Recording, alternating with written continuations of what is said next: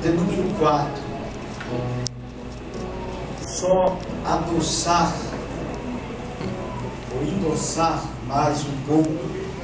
2 Reis, capítulo 4, partindo do verso de número 8, que o pastor acabou de falar aqui. 2 Reis, capítulo 4, verso 8, diz assim: certo dia, passou Eliseu por Sunem, onde se achava uma mulher rica, a qual o constrangeu a comer pão. Daí, todas as vezes que passava por lá, entrava para comer. Ela disse ao seu marido: vejo que este que passa sempre por nós é um santo homem de Deus. Façamos-lhes, pois, em cima um pequeno quarto, obra de pedreiro, e ponhamos nele uma cama, diga cama, diga uma mesa, diga uma cadeira, e um candeeiro. Agora eu falo: quando ele vier à nossa casa, retirará-se e ali ficará. Queridos,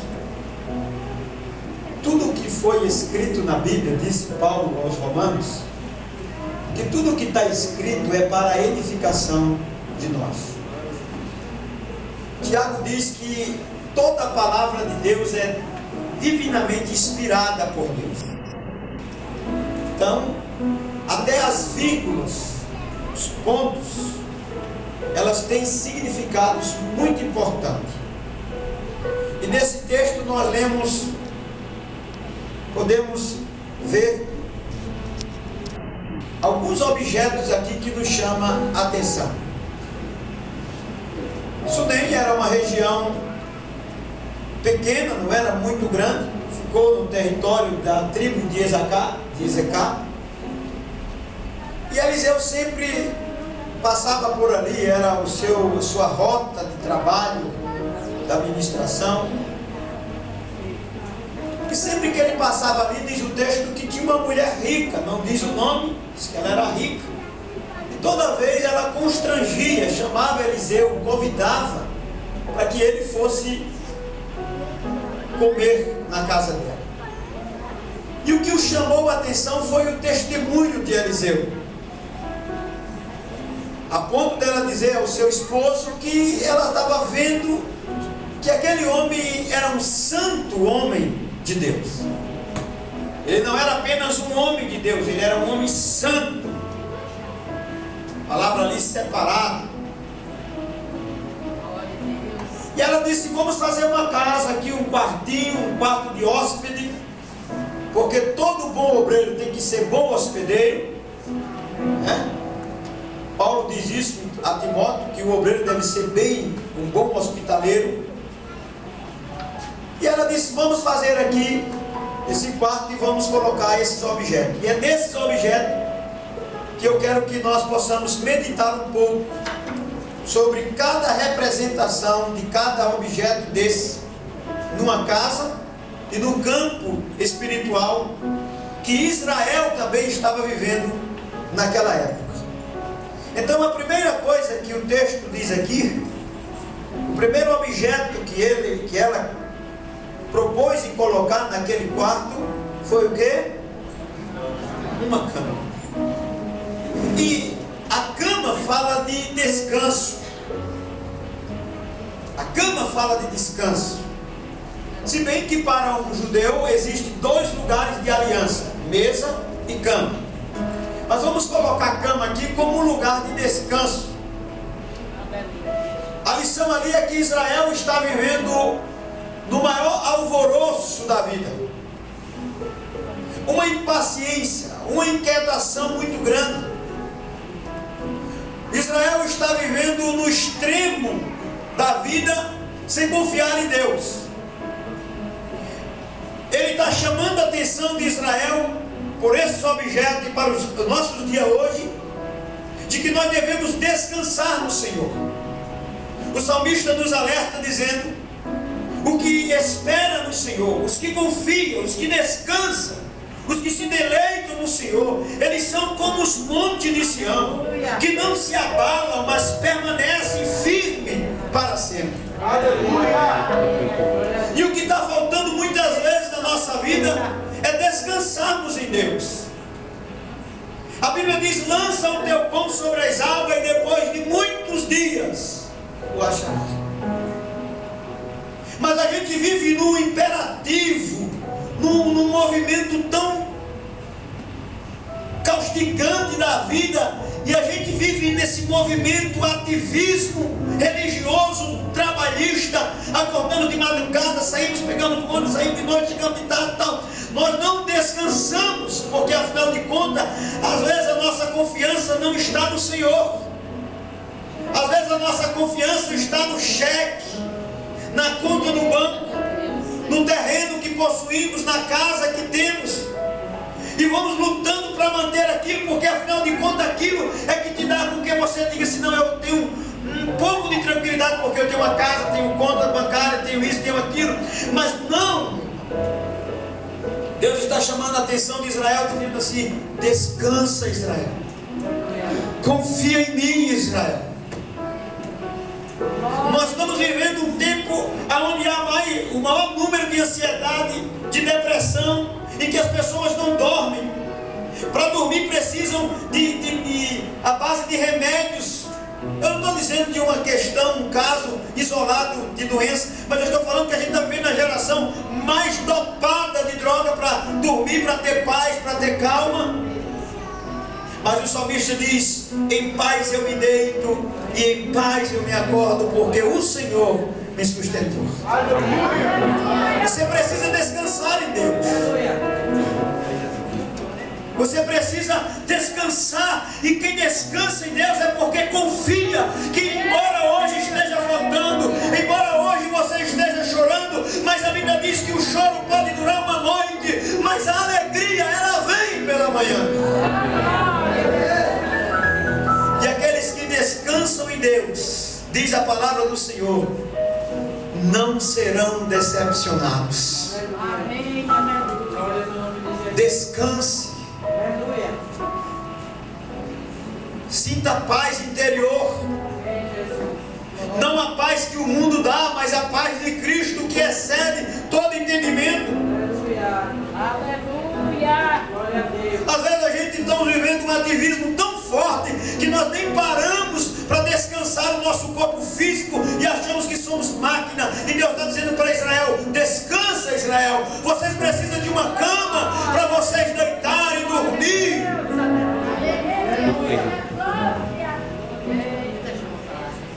Você precisa descansar, nós precisamos descansar. Jesus disse: olha, quem de vós é capaz de tirar um segundo ou adiantar um segundo da vida? A gente não faz isso. Por mais ansioso que nós estamos, nós não podemos alterar o curso que Deus traçou da história, porque nada nós podemos fazer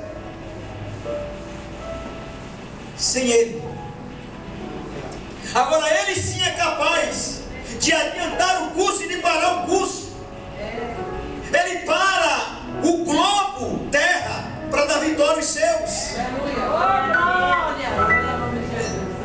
Quando o profeta Isaías foi levar a profecia para o rei que deveria preparar a sua casa, botar a sua casa em ordem, Ezequias, ele disse: olha, Senhor, depois que o Senhor disse que ouviu a oração, ele disse: eu quero um sinal.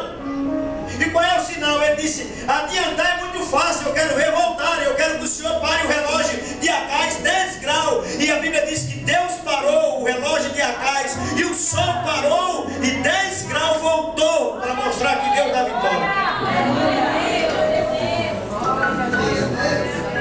Segundo objeto que ela coloca na casa para receber o profeta, eu quero que você diga aí, é o quê?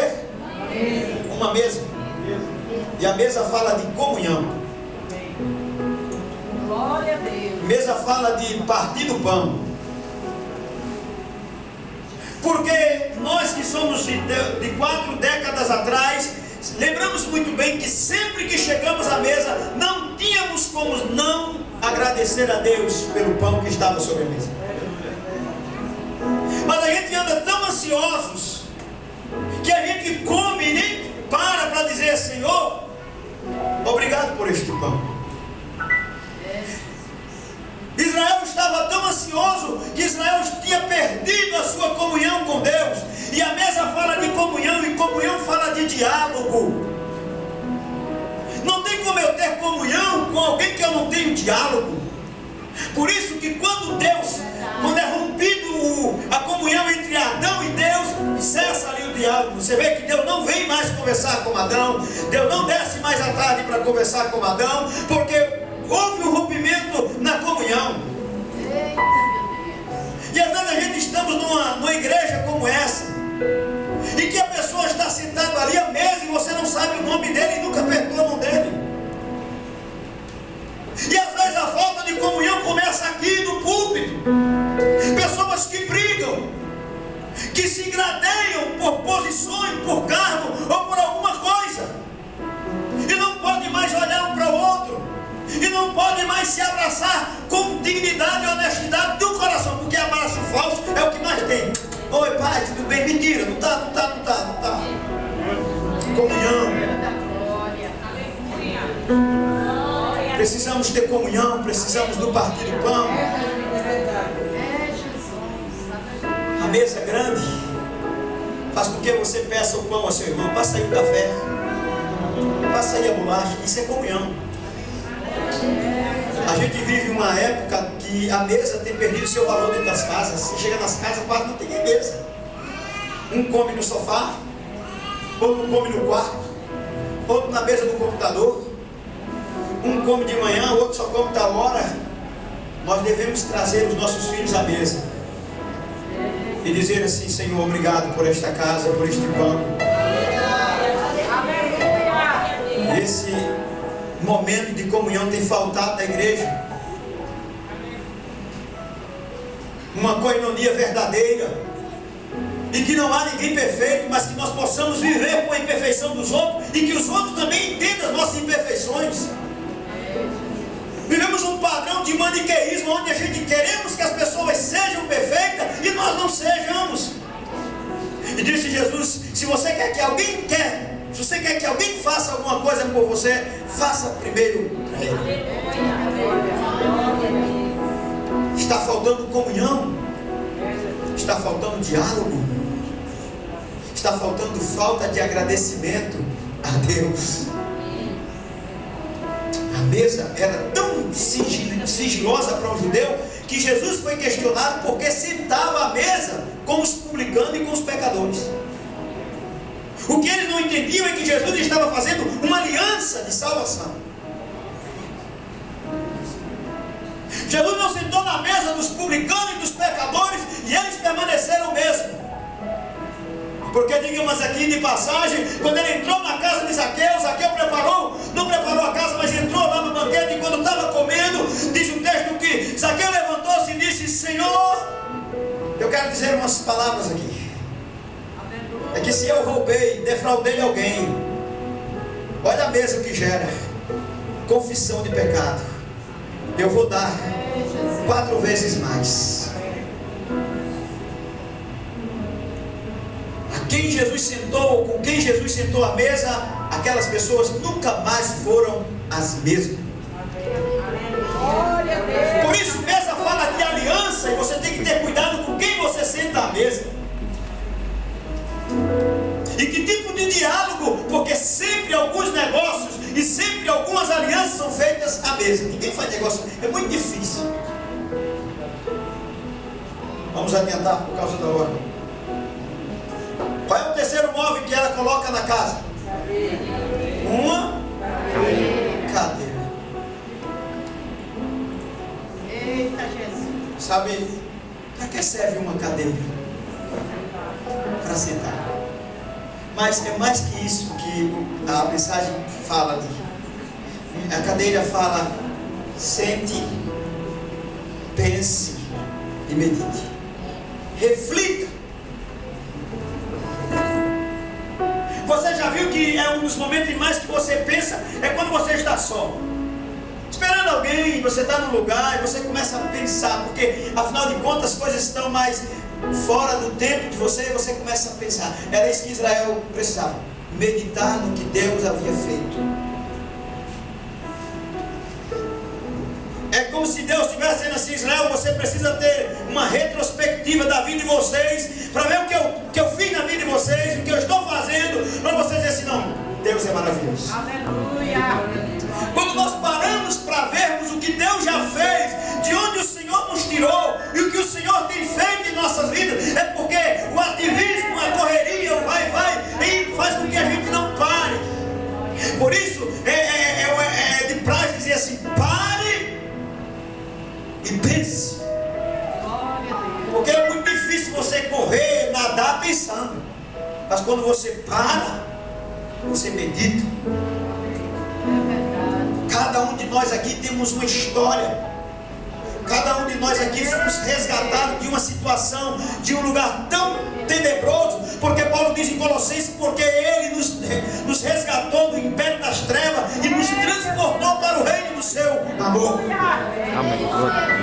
Graças a Deus. Ninguém aqui é santo, ninguém aqui é perfeito. Se pudéssemos passar um filme de cada uma das nossas histórias que temos aqui, tem pessoas aqui que você sairia daqui, aquelas que você acha que é mais santa, você sairia daqui: meu Deus, eu não sabia que ele era ladrão, impostor, mentiroso e tantas coisas que nós temos. Porque Paulo diz isso em 1 Coríntios capítulo 6, no verso 13. Ele diz: outrora fosse vós assim. E Ele quer que a gente pare, medite, reflita. De onde Deus havia tirado Israel 400 anos do Egito, comendo pepino, cebola, sendo chicoteado, não tinha um governo politicamente falido, não tinha como adorar a Deus, porque era manipulado pelo faraó do Egito. E Deus está dizendo: olha para trás, Senhor. E as primeiras coisas que vêm na mente que ela queria ver era que Deus havia tirado eles da escravidão. Quantos de nós não éramos escravos do pecado? Vivíamos aprisionados nos vícios, vivíamos aprisionados nas drogas, na prostituição, na mentira e tantos tipos de coisas que o pecado nos aprisiona. Aprisionado de nós mesmos, do nosso eu, do nosso ego. Mas o Senhor nos tirou, nos libertou. Disse Paulo, escrevendo aos Gálatas: para isso se manifestou. Aliás, Cristo morreu para que na sua morte Ele nos livrasse, para nos tornar livres. Se Israel orasse por um pouquinho, Israel ia ver o mar se abrindo. Israel ia ver uma coluna de fogo que Deus mandou na noite quando eles caminhavam no deserto. Israel ia ver uma nuvem que andava com eles durante o dia pelo sol caustigante do deserto. Eles iam ver que todo dia caía maná do céu. Eles iam ver que a rocha brotou água. Eles iam ver que Deus mandou cordunis. E quando a gente para ver o que Deus fez, meditar no que Deus fez, é motivo suficiente para a gente levantar a mão e dizer: glória a Deus, porque Deus me tirou, Deus me libertou, Deus me salvou, Deus fez coisas grandes. Por isso alegremos e nos regozijemos no Senhor. Mas quando a gente não pensa, não reflete, não vem refletir, a gente nem de cada situação que Deus já nos tirou, de cada problema que Deus já nos resolveu, de cada cura que Deus já fez, de cada bloco cirúrgico que Deus entrou com você, de cada problema que você nem via saída, mas Deus foi a solução do teu problema. Pare, pense. Há mais murmuração do que meditação. Deus está dizendo: medite. E o salmista Davi diz: bem-aventurado é o varão que não se detém na roda dos escarnecedores, nem fica lá. Mas antes o seu prazer é na lei do Senhor, e nessa lei ele medita de dia e de noite. No tempo certo, a sua folhagem é sempre verde e ele é sempre abençoado.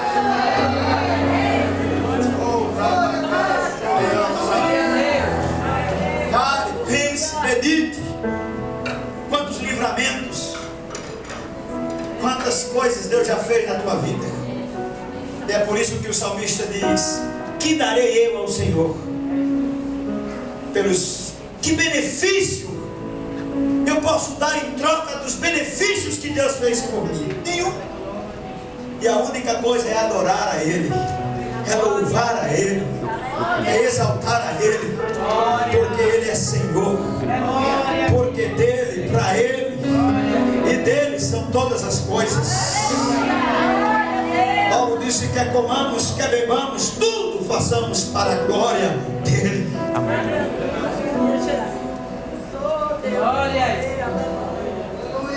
Qual foi o outro móvel? Outro móvel. Ele mandou o quê? Candeeiro. Candeeiro fala de testemunho. Candeeiro fala de luz. E Deus chamou Israel para ser testemunho de Deus. Aquilo que o pastor falou. Para sermos luz do mundo.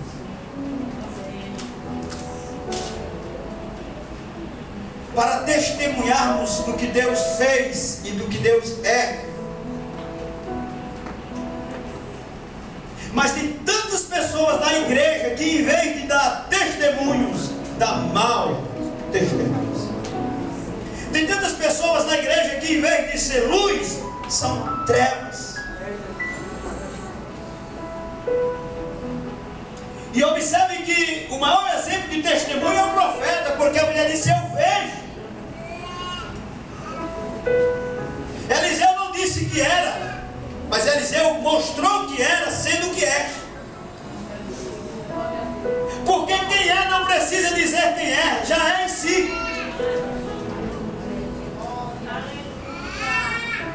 E Israel foi chamado entre todas as nações, não era porque ela era a melhor nação. Tira isso da sua cabeça.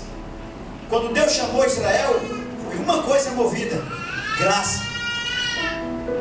Deus poderia ter escolhido o gentio, Deus poderia ter escolhido o jebuseu, os afeus, os fariseus, mas Deus escolheu Israel. E Deus escolheu na sua soberania, Ele escolhe quem quer. Amém. Aleluia. Glória a Deus. Agora, quem é escolhido é cobrado, porque aqui muito é dado, muito é cobrado. Por isso que Israel tem uma responsabilidade de testemunhar para as nações do mundo inteiro quem é o Deus de Israel. Aleluia. Mas Israel estava se prostituindo com outros deuses. Israel estava queimando seus filhos a Moloque. Israel estava se misturando com outras nações, com outros povos. Deus não chamou Israel para isso. E o testemunho, ele é tão forte, que sem palavras ele fala muito mais. Aleluia.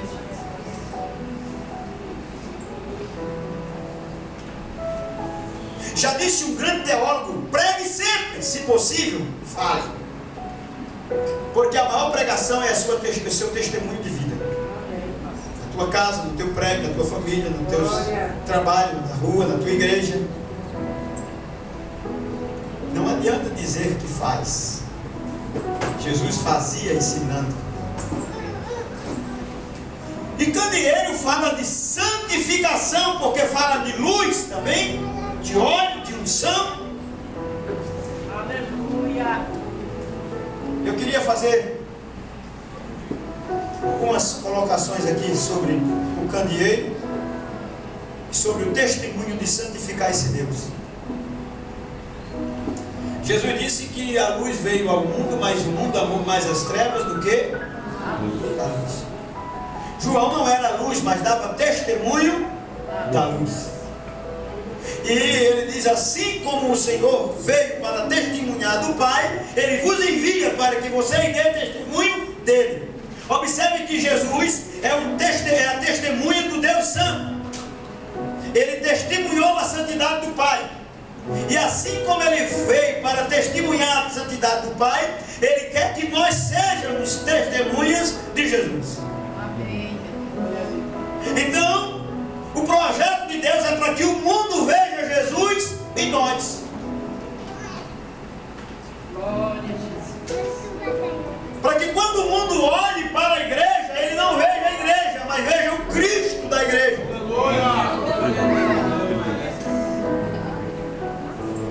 Porque a igreja não seja sintomas de chacotas e de piada, mas a igreja seja um baluarte da verdade, testemunha verdadeira e sal da terra e luz do mundo. E o que está faltando, meus irmãos, é santidade. Mas eu não estou falando de padrão, porque padrão não é santidade. Cabelo grande não te faz ser santo. Sai arrastando no chão não te faz ser santa. Padrão não faz santidade. Paletó não faz. Gravata, andar com a Bíblia não te faz ser santo. E o que é santidade, pastor? Santidade é relacionamento.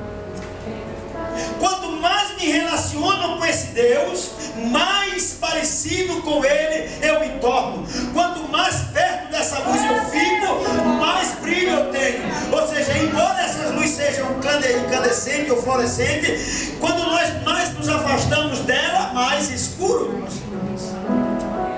Por isso Jesus disse que os olhos são a janela da alma. Se teus olhos forem bons, todo o teu corpo está em luz. Se teus olhos forem maus, densas trevas estão em você. Então, santidade é relacionamento. Não adianta você orar, jejuar e não ter relacionamento com Deus. Porque você vai tornar-se um religioso. Você vai tornar-se um enclausurado. Você vai tornar-se um monge, mas não vai tornar-se um santo. Quanto mais perto dele eu fico, mais parecido com ele me torno. Eu creio. Jesus disse: quem anda comigo não andará em trevas, porque ele é a luz do mundo. Por que não testemunha? Primeiro, porque santidade, quem vive uma vida de santidade, ele não busca glória para si mesmo, porque Jesus jamais buscou glória para si.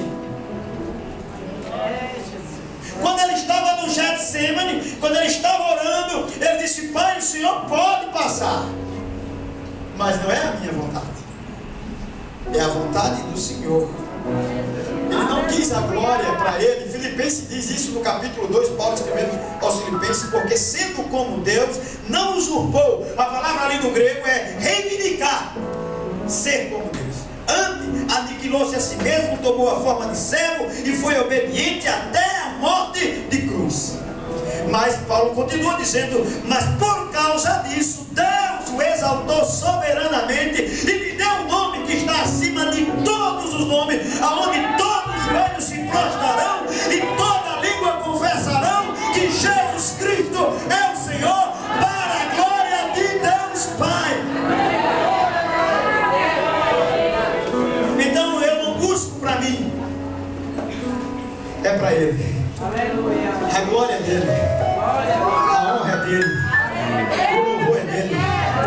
Quem tem que aparecer não é pastor, quem tem que aparecer não é pregador, quem tem que aparecer não é cantor, quem tem que aparecer é Ele, porque é dele, por Ele, tudo é dele. Segunda coisa, santidade não pactua com egoísmo. Não pactua com egoísmo. Jesus nunca quis nada para si. embora tivesse. E isso é o que chama a atenção, é você abrir mão daquilo que é seu. Porque abrir mão daquilo que não é seu também é abrir mão de poder. Ele não era egoísmo, ele não queria que nada movesse para ele. Ele queria que tudo fosse para o Pai. Outra coisa para a gente concluir aqui a mensagem. Quando eu vivo uma vida de santidade, eu não falo mal do meu irmão, eu não procuro contenda, eu sou testemunho e eu testemunho do reino. Porque foi isso que Jesus fez. Glória a Deus. Sempre que ele chegava, ele dizia: está entre vós o reino de Deus. João veio dar testemunho disso: olha, preparais, porque está vindo um que é primeiro do que eu. E ele vai, rapaz, e João anunciava que estava próximo o reino. Quando Jesus chegou, ele disse: está entre vós. João disse que estava próximo, agora já está entre vós o reino. Todo santo, todo testemunho verdadeiro, ele tem uma mensagem. Que mensagem é essa, pastor? Pode a coisa estar pegando fogo aqui no público, pode a igreja estar cheia de problemas, porque não tem igreja perfeita, toda igreja tem problema. Toda igreja tem preguiçoso, tem mentiroso, tem contendeiro, tem pecador, tem adúltero. Tem, não pesquise. Ah, não, pastor, aquela igreja ali tem fulano que está adulterando. Toda igreja tem adúltero, tem mentiroso, tem ladrão, tem homicida. Tudo tem dentro da igreja. Pastor, tem. Não fique frustrado, não. Por isso que tem gente que vem para a igreja e diz: não, que todo mundo é santo. Aí quando vê, fulano roubou. Ai, meu Deus. Não. Isso aqui não. Mas o verdadeiro santo, ele proclama o reino. Ele não sai falando da igreja. Ele não sai falando do pastor. Mas rapaz, como é que está lá? Rapaz, eu não sei como é que está. Agora eu sei que o culto foi uma bênção. Aleluia! Rapaz, Deus falou poderosamente. Recebi de Deus. Deus vai fazer coisa grande. Prepara-te, ó Israel, porque para encontrar com o Senhor teu Deus. Quem tem santidade não tem tempo para perder com mexerico, com conversa, com fuxico, para falar mal de isso, de fulano, de ciclano. Quem é santo se santifica cada dia mais e proclama o reino de Deus.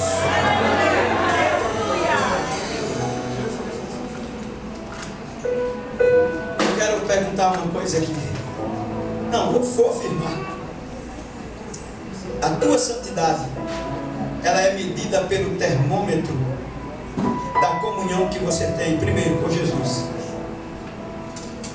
E aí eu posso usar aqui como um termo paradoxo, e depois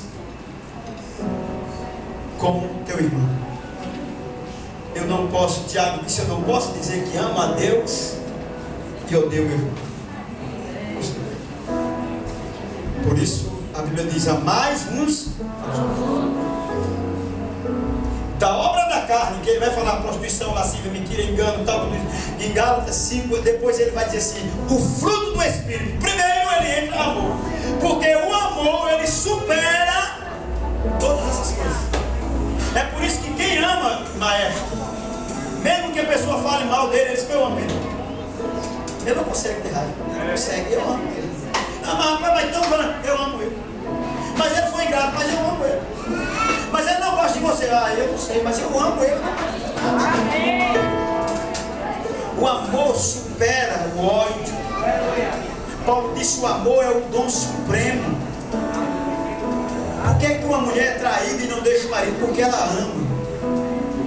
E a gente não entende, não, mas deixa esse cabra sem vergonha, esse mentiroso, adúltero. Mas ela diz: é que eu queria, mas que eu amo esse abençoado. O amor é tudo. Feliz é quem ama. Não há barreira para conter essa chama. O amor é o bálsamo.